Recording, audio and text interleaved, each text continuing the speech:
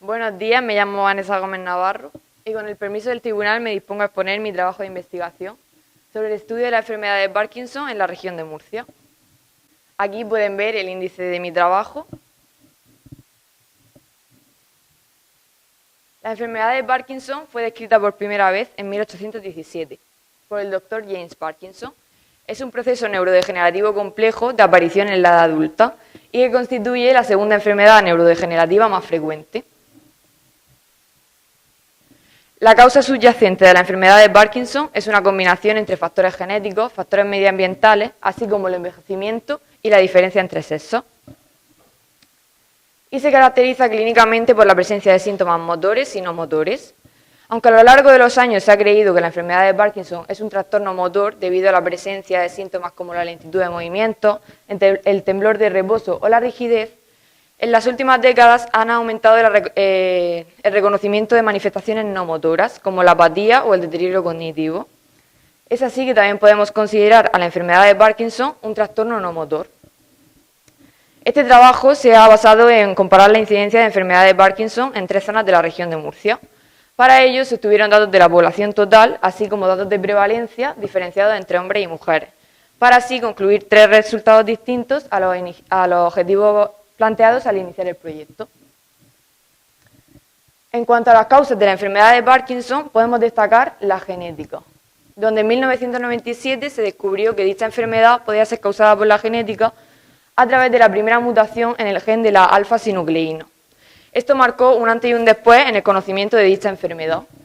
Y hay que destacar que en torno a un 15% de los pacientes tienen antecedentes familiares con Parkinson. En cuanto a los factores medioambientales, la enfermedad de Parkinson tiene una mayor incidencia o prevalencia en pacientes que viven en ámbitos rurales, que consumen agua de pozo o que trabajan en la agricultura, ya que están expuestos diariamente a diversas toxinas o agentes tóxicos como pesticidas, herbicidas o metales pesados, que según algunos estudios, como el del Instituto Nacional de Trastornos Neurológicos IITU, revelan que esto puede aumentar el riesgo de padecer dicha enfermedad.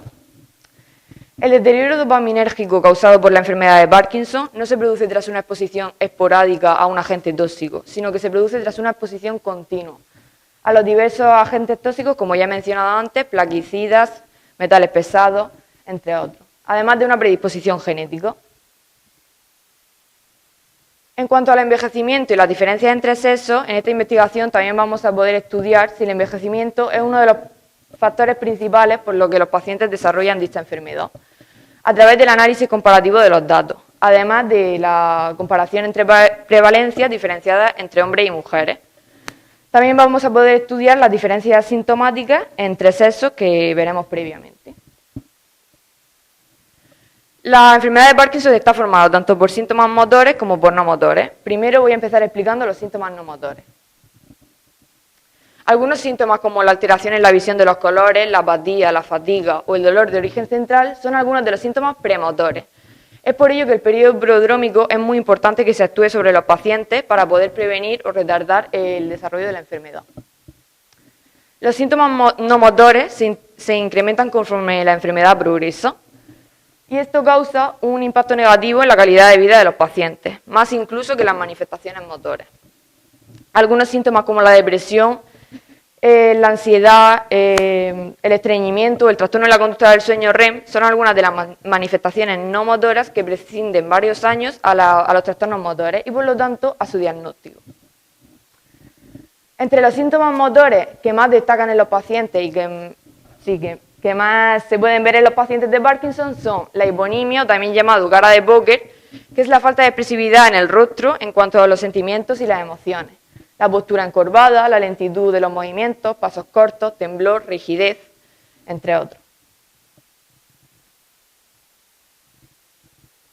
Según los científicos del Laboratorio de Neurobiología Molecular y Celular del Instituto Nacional de Italia, recogieron las últimas evidencias entre las diferencias entre sexos en la enfermedad de Parkinson y postularon que los síntomas motores están fuertemente asociados al sexo masculino.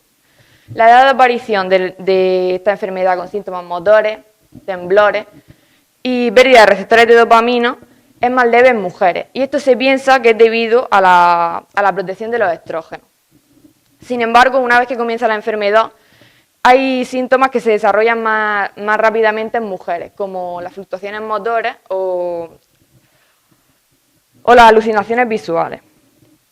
Los síntomas no motores siguen un patrón similar. Se presentan más tarde en mujeres, pero empeoran conforme la enfermedad progresa.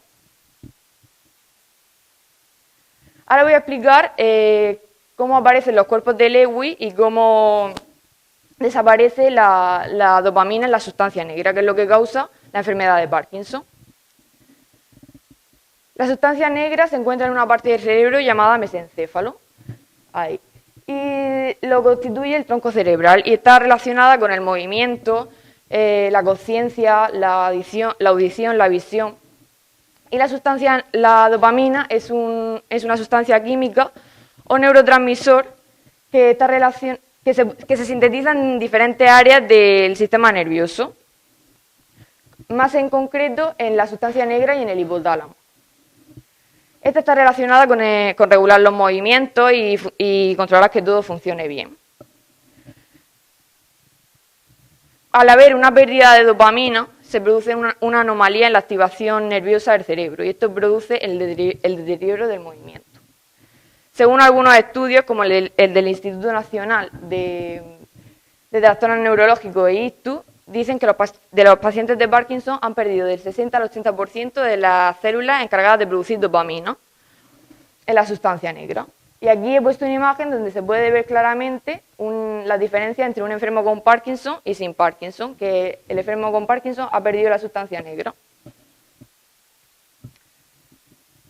La demencia por cuerpos de Lewy es la segunda demencia degenerativa más frecuente y se caracteriza clínicamente por déficit de atención, así como alucinaciones visuales, parkinsonismo y trastornos en la conducta del sueño REM. Y es muy común en la enfermedad de Parkinson avanzada, la aparición de estos cuerpos de Lewy. En cuanto al diagnóstico de la enfermedad de Parkinson, los criterios que son más eficaces y más utilizados en el diagnóstico de esta enfermedad son los del Banco de Cerebros del Reino Unido. Y se fundamentan en 3 pasos. El primer paso es la presencia de un parkinsonismo, que normalmente es definido por bradicinesia o lentitud de movimiento y al menos otro signo motor, como puede ser el temblor o la rigidez. El paso 2 es una serie de características que excluyen a la enfermedad de Parkinson como consecuencia de un parkinsonismo. Y el paso 3, para un diagnóstico definitivo, al menos 3 de las siguientes. Un inicio unilateral, afectación asimétrica del lado del comienzo, una enfermedad progresiva, temblor de reposo y buena respuesta a la levodopa. La levodopa es el medicamento que más suministra y más eficaz para los pacientes de Parkinson.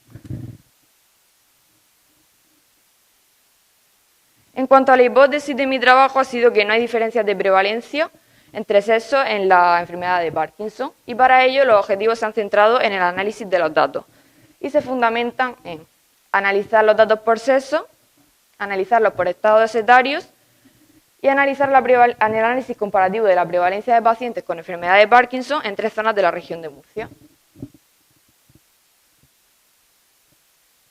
Este proyecto se ha realizado a través de la búsqueda bibliográfica en artículos y revistas de alto impacto, además de la obtención de datos. Se han obtenido datos de la población total, así como datos de prevalencia en las 3 diferentes zonas de la región de Murcia. Todos estos datos han sido aportados por el doctor Antonio García Tebar, quien realizó una tesis relacionada con la enfermedad de Parkinson. Aquí podemos ver los datos obtenidos de la población total y los datos de prevalencia.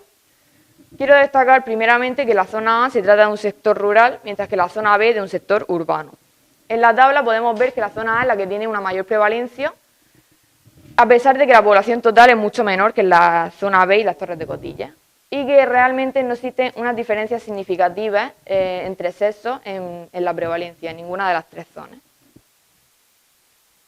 También se obtuvieron datos de la población total en hombres y mujeres mayor o igual a 75 años, y los datos reflejados en la gráfica revelan que la población más envejecida es la de la zona A, con un 13,50%.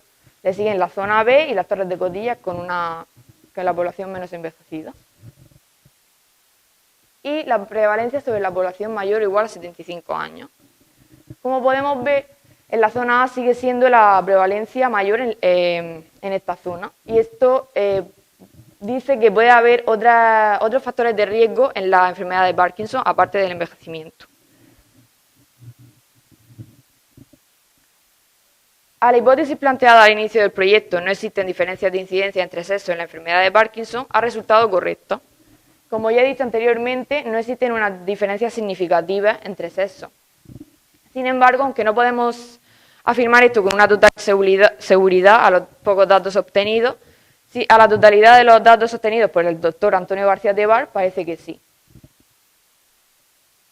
Al objetivo comparar los datos por estados etarios, se ha concluido que el envejecimiento es el principal factor de riesgo en la enfermedad de Parkinson, siendo la zona A la más envejecida, con un 0,51 de prevalencia, la zona B con un 0,08 y las Torres de Cotillas con un 0,19. Al objetivo, análisis comparativo de la prevalencia de pacientes con enfermedad de Parkinson en las zonas de la región de Murcia, los datos de prevalencia sobre la población mayor o igual a 75 años han revelado que la zona A es la que tenía una mayor prevalencia. Y esto creemos que se debe a que, al ser la zona A un sector rural, el uso de pesticidas, herbicidas, agua de pozo, el estar expuesto a diversas toxinas, esto puede aumentar el riesgo de padecer dicha enfermedad. Por lo que concluimos que el envejecimiento no es el único factor de riesgo que existe. A los datos obtenidos a la edad media a la que se diagnostica la enfermedad en la región de Murcia, se ha concluido que debería haber una unidad de trastornos del movimiento con especialistas en este tipo de enfermedades para seguir desarrollando el tratamiento y mejorando la calidad de vida de los pacientes.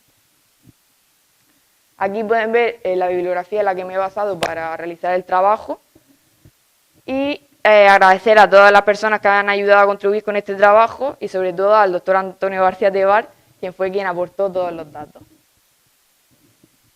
Y ya está.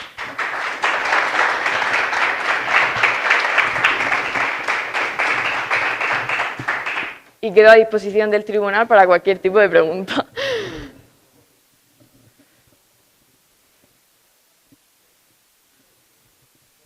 Hola, Vanessa.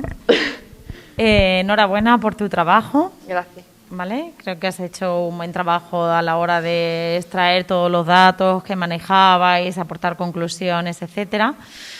Y te quiero preguntar por tu opinión personal, ¿cuáles son las mayores dificultades que has encontrado a la hora de seleccionar esta parte? Como partíais de un trabajo compartido entre tres, a la hora de haceros la partición, cada uno el estudio, sí, de limitar vuestro trabajo, o a la hora, no sé, cualquier dificultad que te puedas haber encontrado. A ver, pues realmente no sabíamos cómo dividir muy bien el trabajo, ya que con la pandemia nos fue mucho más difícil. Lucía se fue por otra rama y José Luis y yo como que cambiamos un poco la hipótesis y los objetivos. Cada uno él se centró en el envejecimiento y yo me centré más en la prevalencia, en los datos, pero realmente más dificultades no hemos tenido así. Sino, a lo mejor al principio del trabajo, en el primer año, sí que, como ya han dicho mis compañeros, sí que tuvimos algunas dificultades, pero realmente no. Bueno, Vanessa, enhorabuena, que ya habéis llegado al final. Y sobre eso te quería preguntar, una vez que ya queda nada, 2 meses prácticamente para terminar este camino del bachillerato de investigación, pues nos gustaría que nos explicaras qué ha supuesto para ti, si crees que ha sido un esfuerzo tremendo o si lo has podido llevar bien y si también crees que te ha aportado algo importante para tu comienzo universitario el año que viene. Nos gustaría que nos contaras tu experiencia. Realmente no ha sido un trabajo excesivo. Yo creo que el más trabajo se da en el primer año, cuando tienes que plantear un poco cómo va a ser el trabajo, en qué te vas a centrar y ver todos los inconvenientes. Pero realmente no. En este segundo año ha sido más como centrarme en las hipótesis y los objetivos, en cada uno dividir el trabajo